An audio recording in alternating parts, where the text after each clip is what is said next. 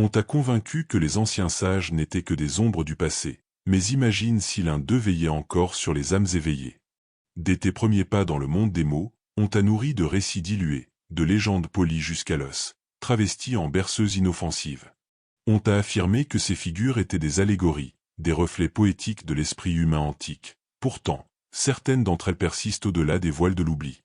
Cet être a inscrit son essence dans les cristaux de la Terre, dans les pulsations stellaires, dans les courants invisibles de l'éther. Il se nommait Thoth, maître des harmonies cosmiques, protecteur des flux éternels, et il n'a pas quitté ce plan. Il patiente, observant le chaos grandir, attendant que les âmes comme la tienne, chercheurs de vérité, s'ouvrent enfin à l'écoute profonde. Ces révélations ne s'adressaient pas aux sanctuaires oubliés, elles te visaient toi, directement.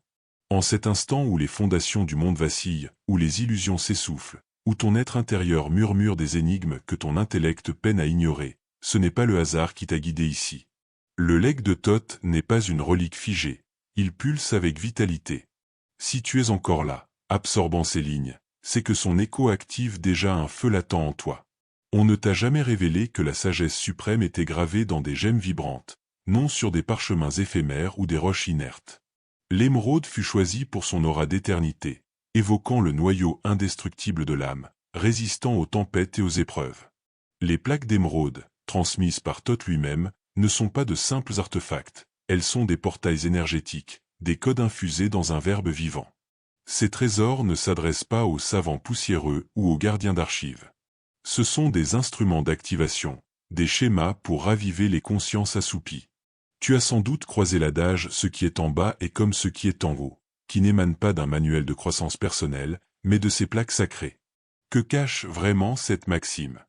Elle dévoile que l'architecture des cieux miroite dans les labyrinthes de ton mental, que tes impulsions intérieures sculptent le tissu de ton existence, que le cosmos n'est pas un caprice hasardeux, mais un écho fidèle. Tu n'es pas une étincelle errante dans le vide, tu es un artisan, un tisseur de destinée. Pourtant, on a veillé à ce que tu l'ignores. On a relégué les plaques d'émeraude au rang de fable, Thoth à celui de chimère, l'Atlantide à une rêverie. Observe ton entourage. Ce qu'on qualifiait de fantaisie ressurgit via les découvertes quantiques, les explorations métaphysiques, et chez des âmes comme la tienne qui se rappellent progressivement. Ce ne sont pas des contes pour endormir les enfants. Il s'agit de savoir voiler sous des voiles symboliques, préserver des mains qui les corrompraient pour dominer ou anéantir. Et c'est précisément ce qui advint. Tu n'étais pas supposé capter ces vibrations, selon leur plan. Car une fois touché, les certitudes s'effritent. Brusquement, l'existence qu'on t'a imposée te paraît étroite. Tu interroges ton essence, ta mission, tes racines, et tu discernes le voile du système, un leurre géant, une enceinte ornée de facilité, saturée de vacarme et de mirages, conçue pour t'empêcher de plonger en toi, où réside la force primordiale. Voilà pourquoi ces plaques furent dissimulées en pleine lumière, non verrouillées dans des volts impénétrables, mais noyées sous les sarcasmes, les dérisions et les détours fallacieux, pour que tu les balaies d'un rire avant même de les effleurer. Car si tu les sondais vraiment, tu réaliserais que tout ce que tu poursuis est déjà ancré en toi, que le cosmos est une projection mentale, que l'énergie danse au rythme de l'intention, que les airs forment une hélice infinie, et que ton âme a déjà foulé ses sentiers. Certaines de ces vérités transcendent ce que nous pouvons exprimer librement ici. C'est pour cela que l'Arche du Savoir a lancé son cercle des révélations. Ces plaques évoquent l'élévation de l'esprit, les traversées entre les voiles dimensionnelles, les rencontres avec des entités non terrestres mais unifiées dans la conscience, le rappel de ton immortalité non comme un concept abstrait, mais comme une réalité palpable. Elles narrent les vastes spirales cosmiques, comment les airs s'embrasent, s'estompent, chutent et renaissent. Dans chaque tourbillon, quelques âmes gardiennes portent la lueur. Qui perçoit l'appel masqué sous le tumulte? Cet appel résonne en ce moment, non via des éclairs ou des monolithes, mais par des harmonies intimes, par ce frémissement qui parcourt ton être quand un verrou saute, par des alignements trop parfaits pour être fortuits, par cette intuition d'enfance que l'existence cache un voile plus vaste, un legs ancestral que tu n'as jamais pleinement effacé. Les plaques d'émeraude n'imposent pas de dogme, elles n'ordonnent rien. Elle ravive, car tu portes déjà ce savoir, tu l'as toujours porté, mais le savoir sans éveil n'est que torpeur. Et le système parie sur ton assoupissement, sur ta quête de joie fugace et de triomphe creux tandis que le joyau véritable, le rappel de ton être profond, sans poussière dans les recoins de ton mental, barricadé par un océan de leurre. Ton potentiel transcende cela. Ce n'est pas une louange vide, c'est une évidence. Thoth n'a pas inscrit pour éblouir les lettrés futurs. Il a composé pour enflammer les éveilleurs à venir. Tu en es un. La quête se pose. Es-tu prêt à raviver ce feu? On t'a inculqué que les âges s'enchaînent en une ligne inexorable, avec un commencement, un cœur, une clôture. De l'aube à l'extinction, des ombres d'hier aux lueurs de demain. Mais Thoth contredisait cela. Il affirmait que les airs forment une spirale ascendante, un motif de montée et de descente, de rappel et d'omission. En adoptant cette vision, tout se métamorphose. L'histoire n'est plus un flux erratique, mais un cycle rythmé. Non le désordre, mais la cadence. Non l'aléatoire, mais l'écho perpétuel. Nous avons déjà arpenté ces boucles. Sous d'autres masques, d'autres écorces, la même essence. Les motifs se répètent jusqu'à l'éveil. Enfin, contemple, les sociétés s'érigent, culminent en sagesse et en vision, puis s'abîment dans la déliquescence. L'Atlantide, l'Égypte antique, l'Empire romain, chacune porteuse d'un éclat de lumière, chacune sombrant dans l'amnésie. Et invariablement, avant l'effondrement, des échos avertissent. Ils susurrent des vérités que la masse rejette. Thoth fut l'un de ces échos. Il décryptait le motif. Il l'observait se déployer inlassablement. Il n'enseignait pas seulement l'évasion de la spirale, il en dévoilait le sens. Car chaque courbe offre une opportunité d'évolution, de rappeler plus que lors du tour précédent, de naviguer le même vortex avec une lucidité accrue. Tel est le cœur secret. Les airs ne t'enserrent pas, elles te sculptent. Mais le cadre dans lequel tu évolues repose sur ta foi en la ligne droite. Il exige que tu croies cette existence unique, que ce que tu n'accomplis pas avant tes cycles matures signe un échec, que la vitalité juvénile prime, que l'extinction clôt tout, que l'urgence dicte, la rivalité domine. Cela surcharge tes jours de cadence artificielle et de limites imposées, te pousse à chasser des mirages dictés par autrui. Cela instille la terreur de chaque pulsation, chaque saison, chaque marque du temps. Un esprit apeuré est un esprit malléable. Si tu cours sans relâche, tu n'atteins jamais la quiétude pour te rappeler ton essence. Mais Thoth ne redoutait pas les cycles. Il les transcendait, non en domptant les instants, mais en les surpassant. Il décrivait comment les flux temporels varient dans les strates supérieures. Comment l'âme affranchie de sa coque charnelle embrasse tous les instants en simultanéité. Comment les échos passés et futurs ne s'étendent pas linéairement, mais se plient en toi, accessibles quand ta perception s'expansait. C'est pourquoi les plaques paraissent atemporelles à la lecture, car elles n'ont pas été forgées pour une ère précise. Elles émanent hors des chaînes chronologiques, se propageant à travers chaque spirale jusqu'à ce que les regards s'éveillent. Peut-être les tiens, chercheurs de vérité. La spirale élucide pourquoi tu gardes des souvenirs de lieux inexplorés. Des visions nocturnes comme des réverbérations antiques. Une sagesse innée que tu ne justifies pas, car une facette de toi se remémore. Pas seulement d'une enfance, mais de cycles entiers. Pas seulement de ce globe, mais des confins stellaires. La spirale englobe toutes tes incarnations, toutes les appréhensions, toutes les révélations, toutes les leçons. Une fois le motif perçu, tu discernes les failles, les interruptions dans la boucle, les instants où tu as frôlé le rappel sans l'embrasser, les opportunités d'éveil où tu as choisi la léthargie. Mais cet instant diffère. Tu es présent, et une étincelle en toi capte le signal. Si tu as persévéré jusqu'ici, tu sais que ce flux n'est pas un simple divertissement. C'est un déclencheur. La spirale tournoie sans cesse, mais désormais tu l'observes au lieu de t'y noyer. Cela bouleverse tout, car en voyant la boucle, tu t'élèves par-dessus, et les cycles cessent d'être adversaires. Ils deviennent mentors, complices, portiers qui s'entr'ouvrent pour ceux qui osent décélérer, introspecter, et formuler l'interrogation primordiale. Quel rappel suis-je venu cueillir en cette boucle? Tu n'as jamais été confiné à la chair, au flux vital, aux inspirations. C'est le mirage qu'on t'a tissé dès l'origine. On t'a persuadé que ton enveloppe définissait ton être, que ta valeur se quantifiait par tes productions, ton apparence, tes exploits. On t'a conditionné à appréhender la fin comme un abîme, le mûrissement comme une déchéance. Mais Thoth contredisait cela. Il voyait le corps comme un conduit, une enveloppe éphémère, un instrument, un voile provisoire pour l'expérience. Ce que tu es vraiment, c'est une vibration, une présence. Un motif si élaboré, si primordial, qu'il résonne dans des plans que tu commences à peine à effleurer. Songe à la facilité avec laquelle on t'a fait oublier cela. Dès les premières louanges pour l'immobilité, la soumission, l'adhésion aux normes, on n'a pas célébré ton génie. On l'a contraint, le limitant à ce qui se voit, se mesure, se classe. Mais les legs de Thoth ne visaient pas les savoirs superficiels. Ils portaient sur les fréquences. Il enseignait que l'univers entier oscille, que l'énergie ne s'éteint pas, elle mute seulement. Si cela est vrai, que deviens-tu? Immortel. Non dans un conte éternel sans usure, non dans une utopie figée, mais profondément, toi en tant que vibration, en tant que lucidité, ne peux être annihilé. Ton noyau n'a ni genèse ni terme, et le corps n'est que ton interface actuelle, accordée à cette octave pour naviguer ce royaume. Ce n'est pas ton identité, c'est ton outil. Tu n'habites pas ton corps habite en toi. Cette révélation fut ensevelie sous des airs de leurre.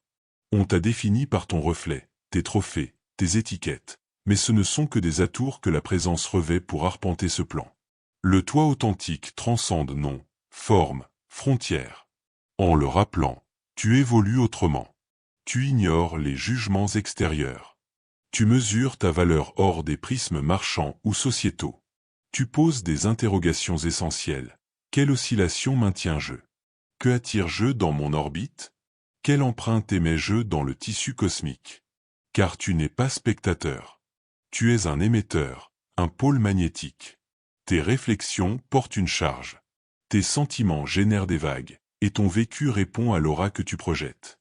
Voilà pourquoi l'angoisse est si lucrative. Elle affaiblit ton signal, rend ton mental vulnérable à la manipulation. Voilà pourquoi l'allégresse, la sérénité, l'harmonie sont des actes de rébellion.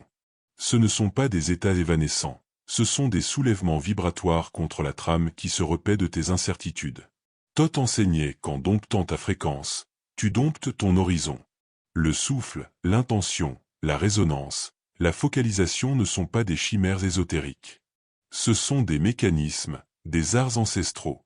Employés avec vigilance, ils réharmonisent ton champ, réordonnent ton existence. Mais le système n'a jamais souhaité que tu l'apprennes, car un être accordé échappe à la emprise. Une conscience éveillée n'implore pas l'autorisation d'exister. On t'a fait croire que la spiritualité équivaut à fuir le corps, à planer au-dessus du tangible. Mais Thoth affirmait l'inverse. Tu es ici pour l'incarner, pour infuser l'essence dans la matière, vivre sa vérité non seulement en transe ou en songe, mais en acte, en parole, en choix. En cessant de t'identifier à tes chaînes, un passage s'ouvre. Tu le perçois, cette radiance derrière le regard, cette présence sous le vacarme, cette intuition que tu as toujours dépassé les limites imposées, et c'est vrai. Le corps est un temple, mais non la source, c'est le canal, et le flux qui le traverse, c'est toi, la lucidité cosmique, inaltérable, qui opte pour une odyssée humaine non pour souffrir ou s'égarer, mais pour se remémorer, même dans l'opacité, même dans le mirage, ce qu'implique l'infini. Ce n'est pas anodin que tes réflexions s'amplifient dans le silence nocturne. Quand le tumulte s'apaise et les leurs s'évanouissent, elles émergent avec clarté. La plupart voient les pensées comme des nuées passagères, inoffensives. Mais Thoth les dépeignait autrement. Il les considérait comme les semences de la Genèse. Non un simple flux cérébral, mais une puissance, une onde, un schéma auquel le cosmos répond. Tu ne penses pas seulement, tu irradies des directives. Chacune modèle l'espace environnant. Ce n'est pas une ode mystique, c'est une dynamique. Comme en bas, comme en haut, comme dedans, comme dehors. Tu connais ces échos. Mais les incarnes-tu? Peu le font. Non par inertie ou inaptitude, mais parce qu'on leur a inculqué l'opposé. Les pensées sont intimes, les aspirations naïves, seuls les forts tangibles forgent le réel. Ainsi, les êtres s'épuisent à pourchasser des ombres tandis que leur sanctuaire intérieur s'effrite.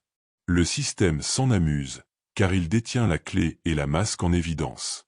Si dès l'aube on te martèle que tes visions importent peu, que ton imaginaire est puéril, que tes rêveries distraient, tu cesseras de créer non seulement des œuvres, mais l'existence elle-même. Tu attendras que le destin te frappe au lieu de le traverser, tombant dans le piège de la réactivité, affrontant le tumulte au lieu de générer l'harmonie. Mais Thoth nous alertait. Il disait qu'un mental indiscipliné est le plus aisé à servir.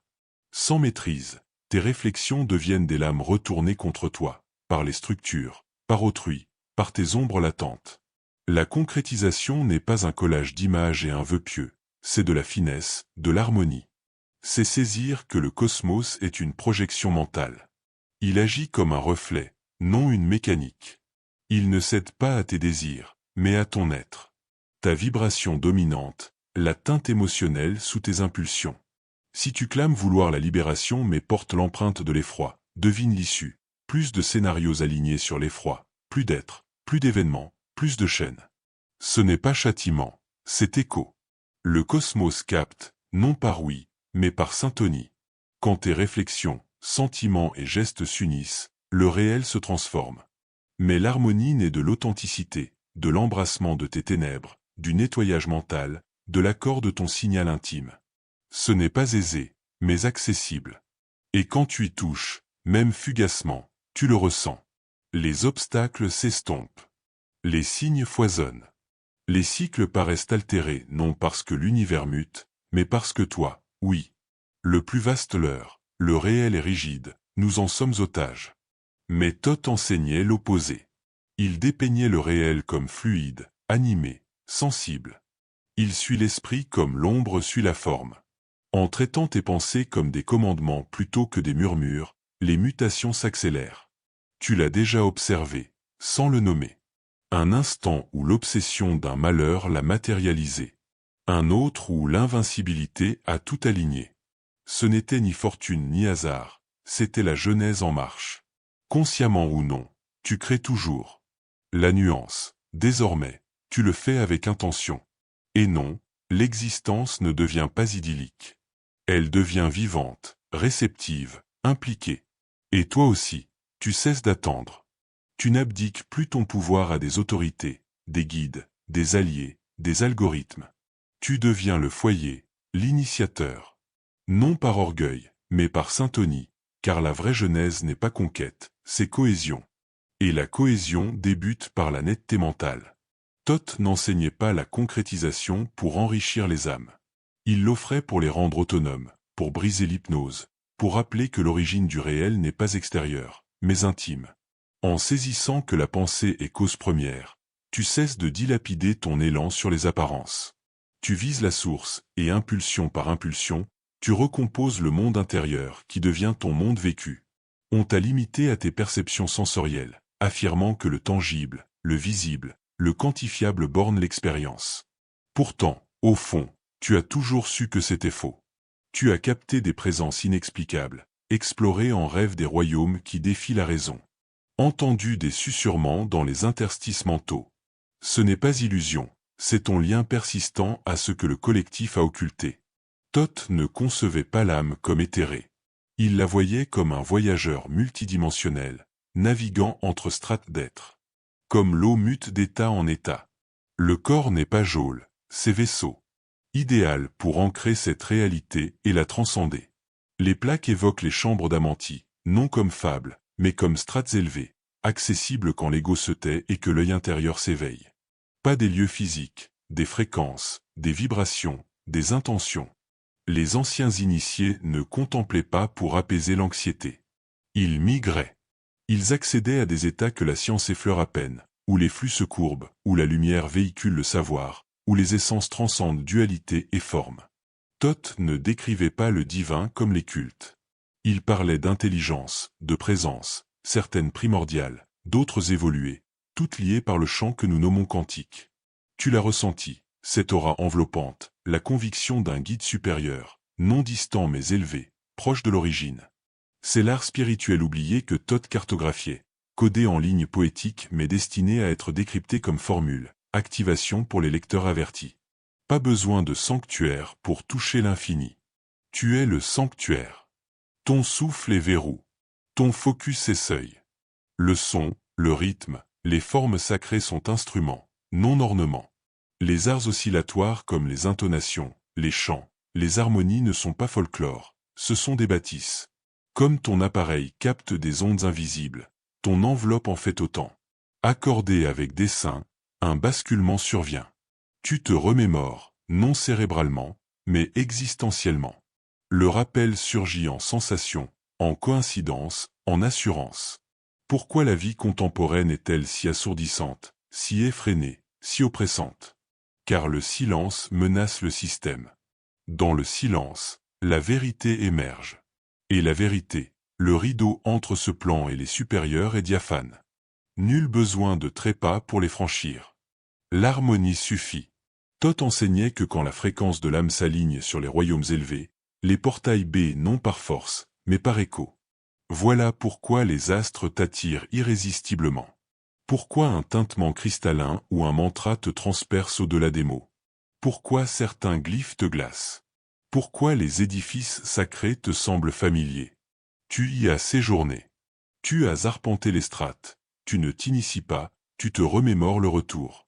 Tu ne deviens pas essence, tu le es. Tu élimines juste les parasites. C'est ce qu'on a tenté d'effacer via dogme et édit. Ton accès direct à la source, tes influx sans médiateur, ta guérison, ta gnose, tes voyages, tes liens sans aval. Ce n'est pas air nouvelle, c'est primordial, tiens. En cessant de quêter dehors et en accordant ton instrument, le signal claironne. Car tu n'as jamais été débranché. Juste détourné. Le flux persiste. Thoth a légué la carte pour te reconnecter. On t'a inculqué l'isolement, te faisant croire en une identité solitaire, détachée du tout. Un mental cloisonné, un soi disjoint luttant pour un sens dans le tourbillon. C'est le leur. Un artifice édifié par la société, l'instruction, les flux médiatiques, le verbe. La réalité, tu n'es séparé ni des autres, ni des éléments, ni des constellations. Thoth ne murmurait pas l'unité, il la proclamait. Il révélait la loi de l'unité, toute présence, au fond, forme un champ unique, une essence s'exprimant en myriades. Dès l'instant où tu l'embrasses, non comme idée, mais comme axiome, tout mute. Tu cesses d'être proie des vents. Tu te vois comme émanation conjointe de l'origine. Chaque rencontre, un reflet, chaque épreuve, un signe. Pas d'altérité, juste des facettes variées de la même lueur, des octaves distinctes de la même symphonie. En t'accordant à cette unité, le fracas des clivages s'atténue, l'angoisse des comparaisons s'évapore. La course incessante lâche prise. Car comment rivaliser avec soi? Comment condamner une autre itération de ton être sur un sentier diverge? Ce n'est pas inertie, ni appel à ignorer les ombres terrestres. C'est rappel que même les ténèbres intègrent le tout. Même tes faux pas les plus graves, tes appréhensions les plus sombres, tes deuils les plus cuisants font partie de la spirale te ramenant à l'essence. La loi de l'unité n'implique pas que tout soit suave, tout serre, et la division vendue n'a jamais existé. Elle fut implantée, car un collectif unifié échappe au joug. C'est par les fractures que s'érigent les dominations. Par les identités forgées, la terreur armée. Si tu traques toujours un coupable externe, tu négliges l'intérieur. Si tu crois l'adversaire dehors, tu ignores le pouvoir intime. Thoth savait que l'unité n'est pas faille, mais socle de la puissance authentique. Une force issue non de l'emprise, mais de la syntonie, de l'équilibre, de l'accord. Tu l'as goûté en instant de quiétude, en communion profonde avec un aimé, en entente muette entre inconnus. C'est une sensation, non un fait, un rappel, non un principe. Tu naquis avec, et le monde t'apprit à l'occulter, à cataloguer, à cloisonner, à concurrencer. Même en suivant le script, une résistance intérieure persistait, ce désir de profondeur. C'est ton âme se rappelant ses origines. La loi de l'unité n'efface pas la singularité, elle l'amplifie. En réalisant que nous sommes fractales d'une source commune, tu cesses de te couler dans des moules étrangers. Tu ignores les approbations. Tu honores ta vibration unique. Non supérieure, mais tienne. Ainsi, tu octroies tacitement aux autres la liberté d'en faire autant. C'est ainsi que transmutent les airs, non par violence, mais par onde. Thoth s'adressait non à l'ego, mais à l'âme. À la facette de toi qui sait avoir traversé 1000 cycles en 1000 guises, qui voit non ennemi mais croissance, non étranger mais soi. En l'intégrant vraiment, l'effroi s'efface. Tu cesses de voir l'existence comme assaut.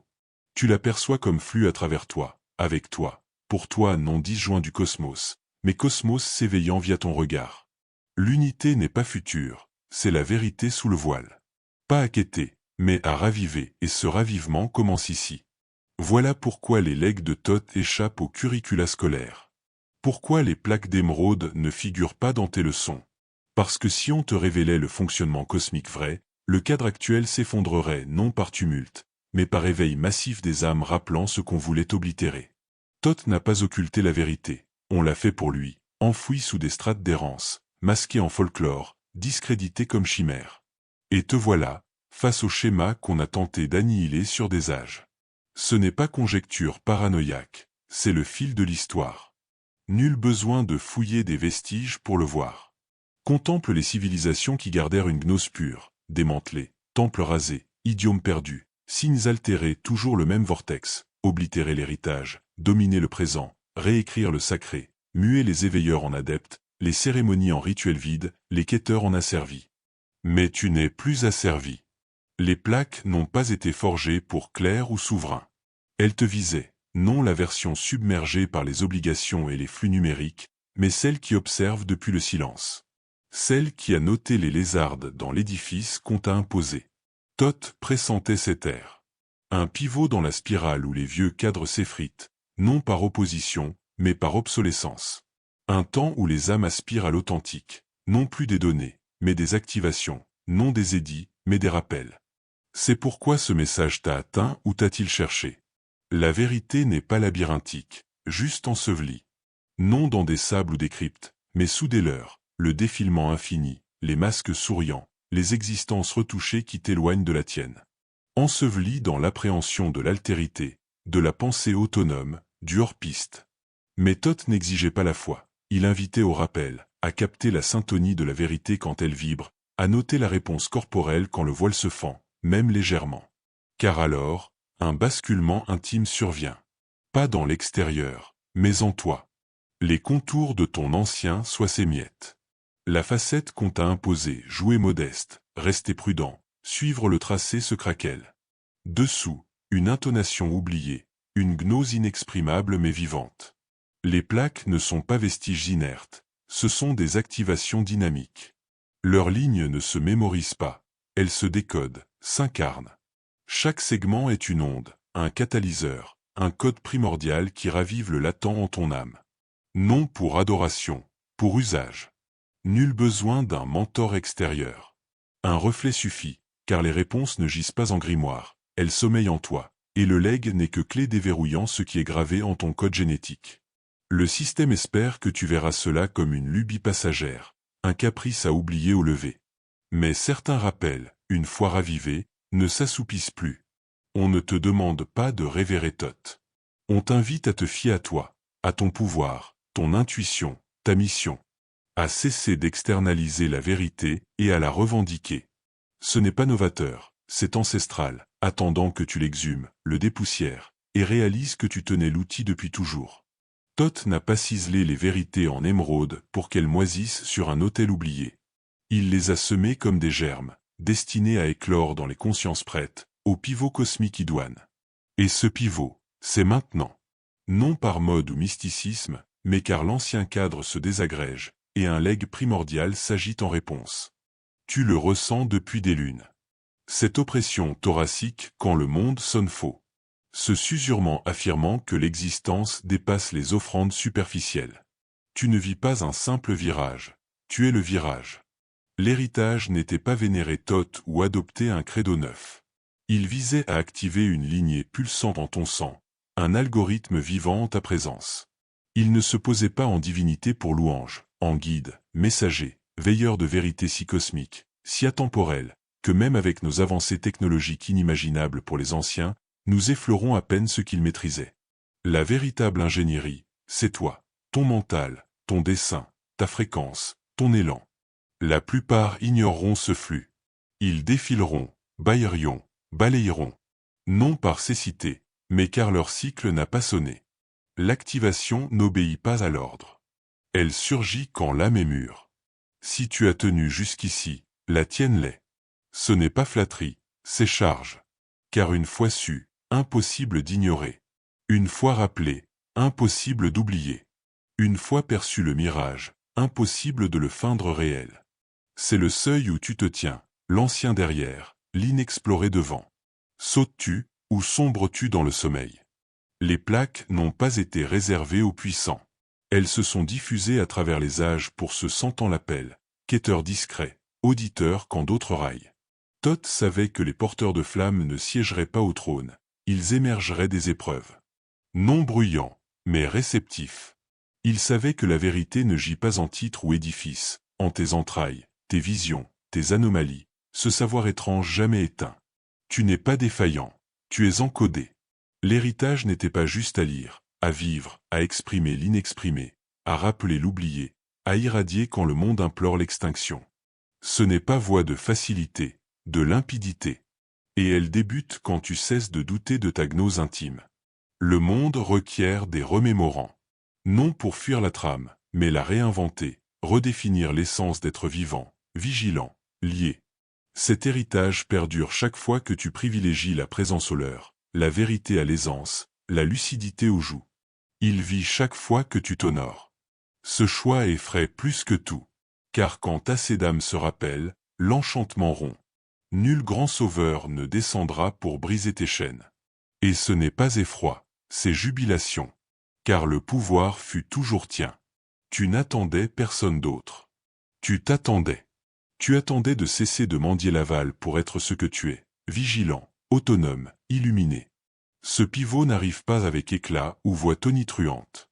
Il s'installe en douceur. Ici, dans l'interstice entre impulsions, en la facette de toi sachant que ce n'est pas un contenu banal, mais un rappel. Les legs de Thoth ne sont pas anciens par vétusté. Ils le sont par éternité. La vérité ne s'altère pas, elle patiente, et parfois trouve un hôte prêt à l'accueillir. Non par adhésion aveugle, mais par vigilance pleine, non pour psalmodier, mais pour incarner. On t'a dit que l'éveil est cime lointaine, pour saint et visionnaire. Thoth contredisait, le périple commence où tu es, maintenant, avec ton souffle, ton dessein, le choix d'abandonner l'imposé pour raviver l'originel préoubli. Le monde te veut distrait, car les distraits ne s'activent pas. Ils réagissent, absorbent, réitèrent. Mais tu n'es pas pour réitérer. Pour rappeler, infuser la clarté dans l'opacité, traverser le voile sans le posséder. En le faisant, tu deviens rare. Un qui ne quête pas la vérité mais l'incarne. Un qui non seulement s'extrait de la trame, mais guide les autres vers la brèche. L'éveil n'est pas perfection, alignement, intégrité, transparence. Et ce n'est pas solitaire, même s'initiant seul. Plus tu vis cette vérité, plus elle rayonne. Nul besoin de sermonner. Ta présence témoigne. Ta démarche, ton verbe, ton choix de sérénité dans le chaos deviennent le signal. Tu deviens l'onde perturbant le script, non par assaut, mais par authenticité pleine, sans phare, puissamment discrète. Nul besoin de tout décrypter. Juste d'avancer. Chaque décision alignée sur ta gnose suprême est rite sacré. Chaque pas est ancestral. Les sages, mystiques, quêteurs l'ont foulé avant ton nom. À ton tour, ton segment dans l'hélice éternelle, ton écho dans le champ. Tu n'es pas fortuit. Tu prolonges un courant ininterrompu. Le laisseras-tu irriguer? Les plaques n'étaient pas pour impressionner. Pour activer, et elles ont opéré. Le reste est tien. Cet éveil n'appartient pas à Thoth. À toi. En l'arpentant, souviens, non pour surpasser, mais car le monde te requiert. Non la version formatée, mais l'authentique. Celle qui sait, rappelle, choisit l'ascension même quand le retrait tente. C'est l'aube, non la clôture. À toi de tracer la suite, replonger dans le bruit, ou creuser, interroger, rappeler. Les legs te rejoignent à la profondeur que tu oses. Si près, plus t'attends que tu n'imagines. Rejoins le cercle des révélations de l'arche du savoir pour plonger plus loin. Si ce flux t'a ébranlé, signale-le en commentaire, je persévère jusqu'au bout, j'active les 3 vibrations, je reçois mon illumination. Partage ton expérience intérieure.